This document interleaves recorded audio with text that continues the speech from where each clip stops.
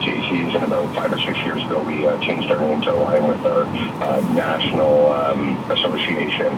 There's branches throughout Canada and actually, for that matter, around the world. So now it's JCI St. Catharines, but the park is still JC Park. No, I apologize that I should be referring to you as co-chair of JCI St. Catharines.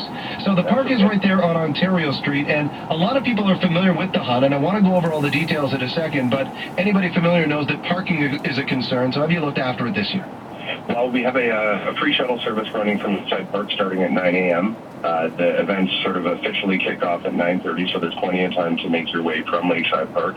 The shuttle's available. You can also walk. There's a beautiful walking trail that takes you over Martindale Pond directly into JC Park, which if you've never taken that walk, it's gorgeous looking out over the water there, and then you come into to our event area. So yeah, and that's probably the preferred way, walk over that footbridge, because the location of the hunt and all the central activities is right there almost on the waterfront, so it's just as close as parking on Ontario Street and walking in. That's right, and to park in the surrounding neighborhoods or even further out, so it's walk in from Lakeside Park or take the shuttle. Certainly the best way to make your way out to the hunt. Okay, so walk us through the day's event, Scott. Well, like I said, we kick off at 9:30 a.m. with some comments and the formal kickoff. Then we kick into entertainment with live entertainment. The Hammer Quest Band, along with Garden of Eden Girls Group, will be entertaining on the stage. There's Niagara Inflatables with all sorts of jumping bouncers. We have pig-out roasters doing breakfast sandwiches and different barbecue items.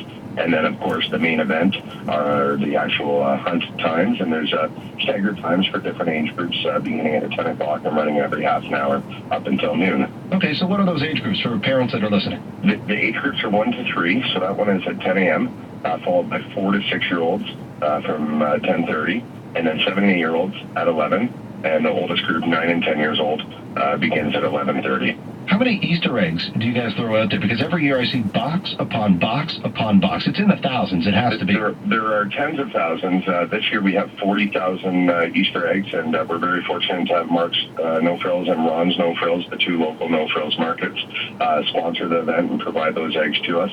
Of course, we're raising funds on behalf of community care, and to have sponsors that are bringing that quantity of eggs really helps to amp up the event and keep all the kids really happy. They get more than enough of their share. Oh, absolutely. And almost every single kid walks out of that park with the Easter eggs and then also kind of a bonus prize on top of it, and I love that part of it. Yeah, there's special eggs that the kids can find and claim for prizes. There's also a coloring contest, which is available online, and also on the day of the event will be a tent and whatnot set up by Meridian, and one of our other key sponsors, that the kids can color in right then and there, and there's some great prizes to be had. And I'm really looking forward every year to kind of once again touching base with Betty Lou Suter, bumping into her all the time. And I know retired, but do you know if she's going to be down there tomorrow? You know, KJ, I'm not sure. Shannon Monroe has taken over Nancy's responsibilities at Community Care. She's been a pleasure to work with to put the event together. I'm sure she'll be on site. Betty Lou usually makes an appearance, and I know Nancy quite well. It's one of her favorite events. It's a lot of fun seeing all the kids out. Yeah, I love seeing there. And bring them up, because this is in support of Community Care. So how can people support Community Care on Saturday morning? Well, we'd encourage all people to bring non-perishable food items.